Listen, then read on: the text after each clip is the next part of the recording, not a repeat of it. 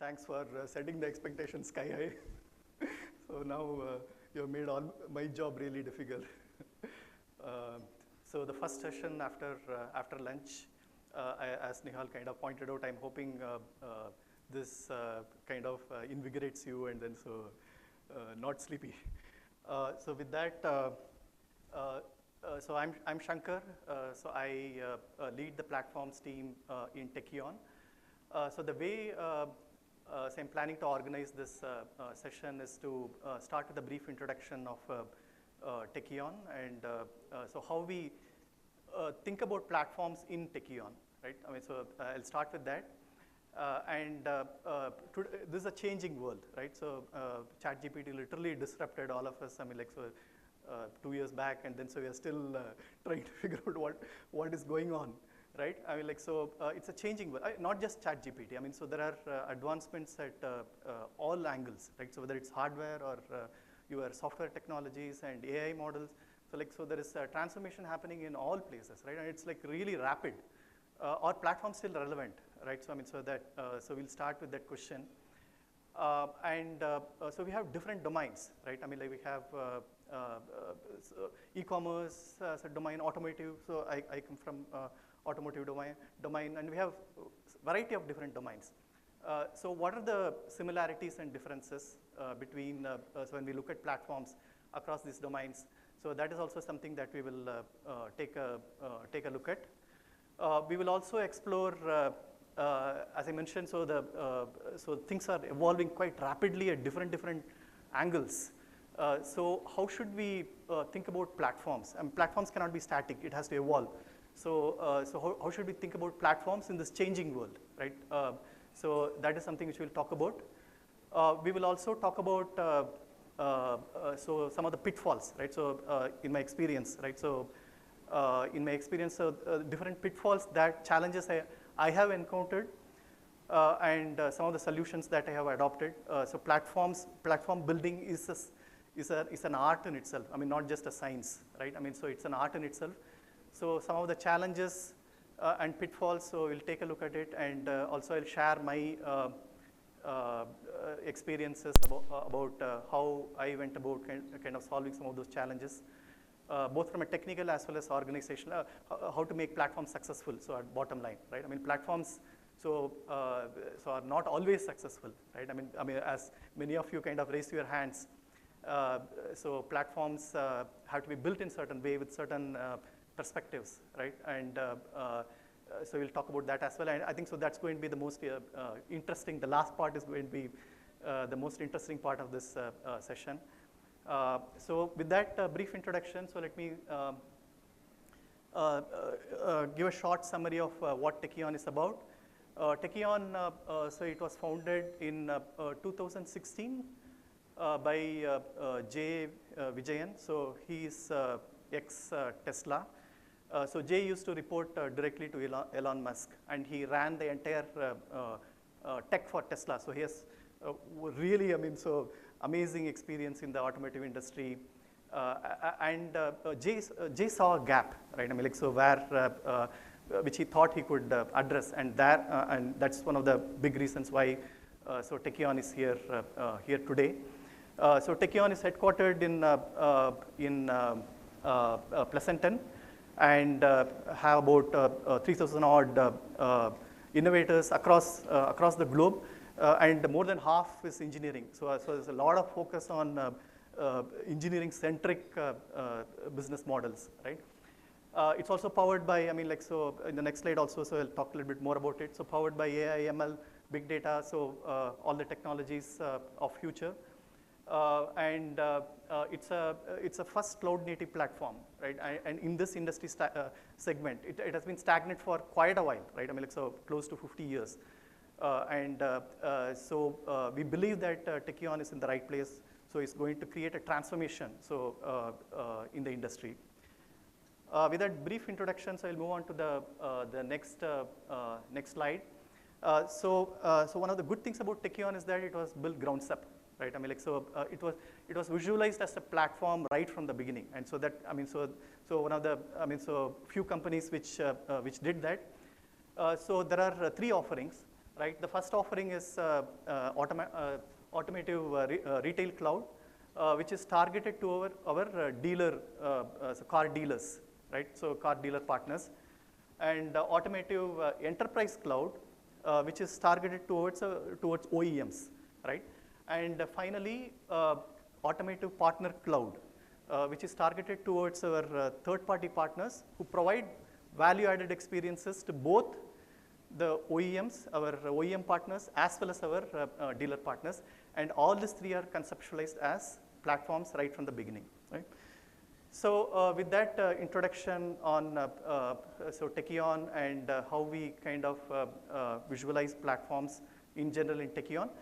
So let me jump into the, okay, so I mentioned this in the previous slide. So we use a lot of cutting edge technologies, and because of which all this disruption that is happening, it's very relevant to, relevant to what Tekion does.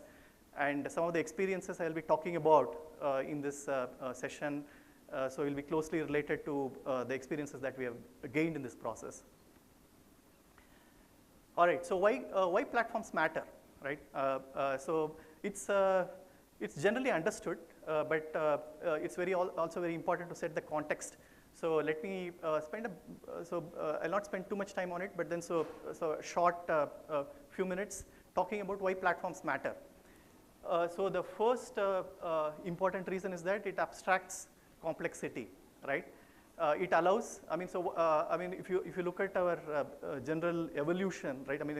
Of software industries in general, right? So there is more and more focus towards faster and faster innovation, right? So what took us, like, if you think about it, maybe like decades back, right? So when I started working in the software industry, right?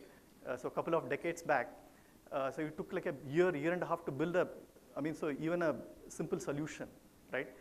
Because there were no data centers, there were no like cloud available, there were no all this value added. Managed services were not available, so you didn't have. So you had to build everything from scratch, right? And as the software development progressed, we started addressing these gaps one after another, right? So now innovating is much faster. So what could be done like in about 2 years, previously it could be done in 2 months. And the way the world is progressing, what could be done in 2 months could be done in 2 days, right? So very soon, right? Are platforms still relevant? Yes, absolutely. I'll talk a little bit more about it.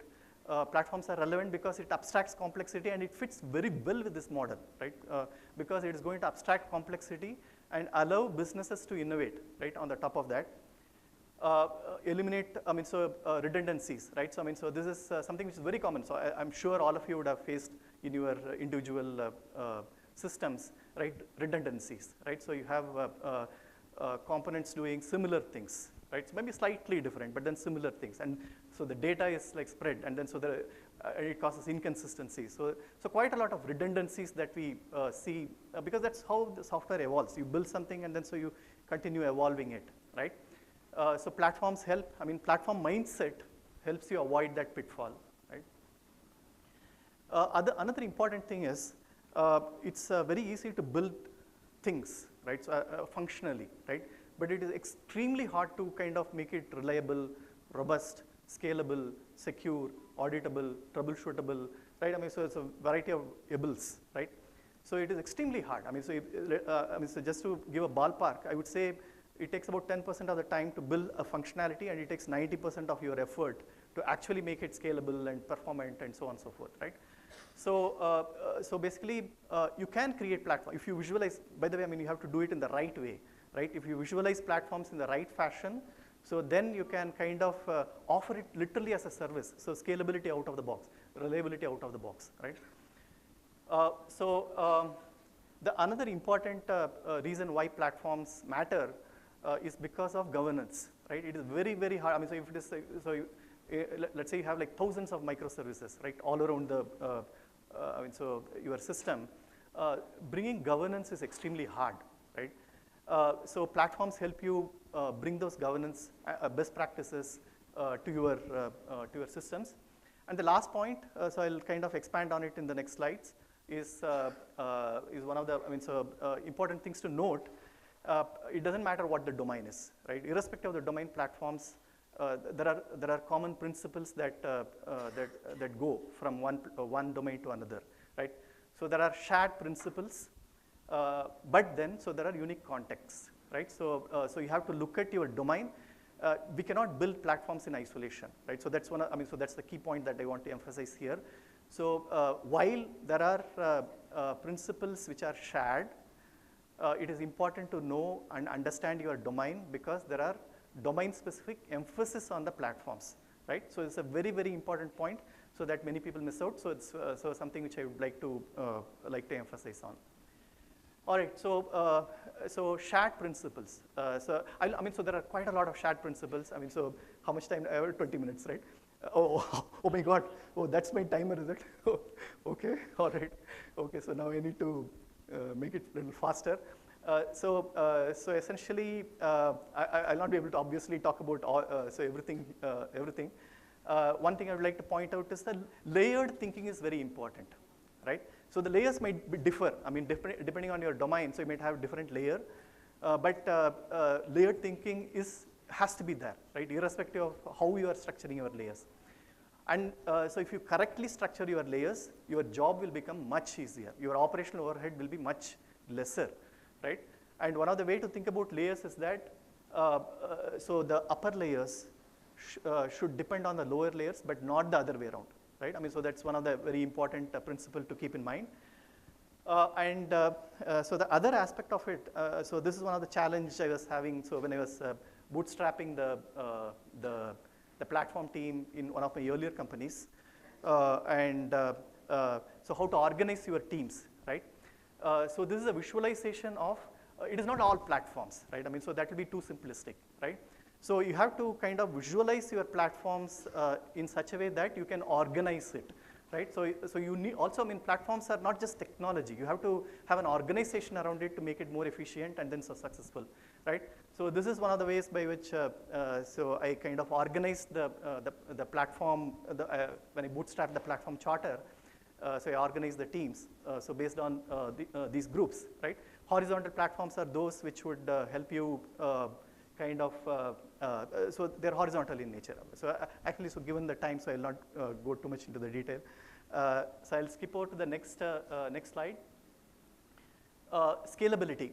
So why is scalability important? So scalability touches every aspect of software development, not just platforms, right? But the reason I put this slide here is to give an extra emphasis to some of these points. So some of these points are important for all software systems, but they are even more important for platforms, right? Because they are platforms by definition serve multiple use cases, right? And if there is an issue, that multiple use cases are going to get affected, right? So separation of concerns, idempotency. Again, it's not an exhaustive list, so I picked few which are critical, right? So cloud native solutions, cloud agnostic solutions, graceful degradation, and so hardware focus, right? So super critical, and one of the most, separation of concerns, idempotency, cloud. So these are some of the things which many people take care of, but one of the things which people do not take care of is hardware focus. So it's one of my passion areas as well. Maybe in one of the later sessions, I can get into more details and talk about it more. But it's very, very, very important. Platforms will become extremely expensive otherwise, right? So you cannot design platforms without having a good understanding of hardware, right? Otherwise, solutions will be extremely, not only solutions will be expensive, so given the amount of scale you have to handle, you might end up with problems. You will find it extremely difficult to troubleshoot. So having a hardware focus is very critical. Coming to the differences, it's not differences, it's a different focus. Like, so when I was working in Yahoo, right, so it's a media company, right, and so we had to handle like large amount of, it's a large number of feeds, right, all with different formats, different sizes. So having a robust feed processing platform was very critical, right? And so e-commerce need for depersonalization. So again, something so very critical. Automotive, so where Tekion, right? So in Tekion, it's a very, very unique company, right? So in the sense, it has both B2B focus as well as the B2C focus. So now, we combine the challenges of both. B2B has a slightly different kind of challenges, B2C has different kind of challenges, but when you combine both, so you get like a larger challenge, right? And multiple geographies need to, the need to kind of create a unified code base which could serve multiple geographies, right? And all dealers, even within a geography, dealers do different processes from one to other, right? I mean, like, so handling multiple geographies with different workflows, so is extremely challenging to create like a visualize a platform and develop it. Okay, so, all right. So how to rethink platforms? Can I have some water? Okay. So how to rethink platforms in the modern era, right? So one is, I'll quickly point out so some of the very key things. One is privacy, right? So privacy is now a really big thing. And in India, about a year and a half back, so DPDP became, I mean, so very popular. I mean, I shouldn't say very popular, but then so it was introduced. And obviously GDPR and, thank you. GDPR and other regulations, right? So build privacy into your platform.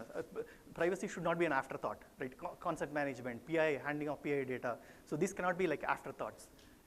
Personalization has to be like a core capability. Again, it cannot be an afterthought. So in majority of the places I have seen, so personalization comes as an afterthought.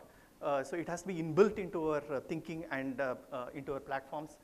Open interfaces, there is democratization happening all over the place. So like even AI, so if you have to create AI agents, you have to slap an MCP, or so you have to create an interface which allows access, right? And not just that, like so in India again, democratization of e-commerce, so ONDC, right? So something which is making us more aware of our interfaces, right? Interface first design, right? So something which is critical for platforms. Hardware conscious, I cannot overemphasize on it more, right? So if we are not hardware conscious, so and there is hardware evolution happening, right? So I mean, so like just like SSDs kind of disrupted the market, so now new things are evolving, like PMEMs, Intel released PMEMs, so which kind of blurred the difference between primary memory and disk, right? So all this, so how do the platforms keep, so essentially, keep pace, right? So that's very important. Breaking the silos. See, this is very, again, very important point. So usually platforms are very, what do you call, I mean, so it's thought as very distinct things. Like I have a front-end platform, I have a back-end platform, I have a data platform, I have a machine learning platform. No, I mean, so that's a wrong thing to kind of, that's a wrong visualization, right? So given, I mean, so the complexity of the use cases that we have to execute, all of them have to come together, right? And so please visualize, so everything as a unified entity, right? So I mean, like, so you should have like a synergy between your front end, back end, data platform, machine learning, right? So, and all of them have to work cohesively as a platform, right? So that's another thing. And as I mentioned, so platforms and AI, so it's like a marriage made in heaven, right? Because I mean, what do AI, I mean, where does AI works best, right? So when there are building blocks, right? So we have like 10 building blocks and AI can go quickly assemble and then so create a interesting possibility, right? And what are those building blocks? Platforms, right? I mean, so there is a very, very good synergy between the new AI focus and platforms. Run out of time, so I'll very quickly go over the next set of slides. So some of the challenges, right? So platforms, we should not have a build and forget mentality. I mean, so it's not like, oh, I build the platform and then so I move on to the next thing, right? I mean, platforms have to be thought like products, right? I mean, so we need to think of them as evolving products and then so continue to evolve them. So sometimes platforms get built, but then the adoption is very slow, right? So to overcome this challenge, we should not develop platforms in isolation, right? It has to be under the context of a domain, and the roadmap must be developed in conjunction with everyone. I'm speeding it up because my time is up, and the next session has to start. So platform, So too much of maintenance overhead. It's a very, very common problem because there are so many users, right? So sometimes like hundreds of users, even within the company, right? So how do you solve this problem, right? So it's too much maintenance overhead. So this is one of the most ignored, people build platform, but they completely forget this. And they get overwhelmed with the amount of time spent in like maintaining the platforms. So design for self-serve troubleshooting, self-serve metrics, right? And create an ecosystem around the platform, right? And then, so tenant, right? So platforms mean multiple tenants by definition, right? And how do you avoid one tenant from overwhelming and having a cascading effect, right? So that's again a common problem. All this had to be thought about before you start building platforms, not after you build the platform, right? So multi-tenant thought process right from the beginning, right? So the tenant level rate limiting, protection, quotas, all that have to be thought about. Upgrading platform requires huge effort because it's not just making the platform upgrades. All your users also have to make their, if you change a signature, right? So it kind of affects everyone, right? So again, longer term thinking. So platforms cannot be built with the short term ideas, right? So it should have a longer term thinking. So we have to figure out how to maintain backward compatibility, versionings, deprecation models. All this become also very, very important for us. Measuring the, so how do you measure platforms because they are, so usually so applications, right? So you can measure by the impact on the business metrics, right? But how do you measure the success of a platform, right? So basically have like a billing model, right? So, and that's your, measure the consumption based on your tenants. And finally, platforms need to have a service mindset as well, right? It cannot be again, I build the platform and so we tell the people go ahead and use it, right? So it should, most of the platform consumers are internal consumers, right?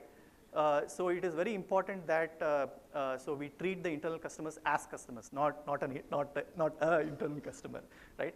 So, so basically know your customers, right? So you should know your customer. So I tell my teams, do a KYC, right? So know your customers, right? Understand your customers, and so treat the internal customers also as regular customers. So with that, I'll stop. Sorry for, I think so went little over time. Sorry about that. Thank you, everyone.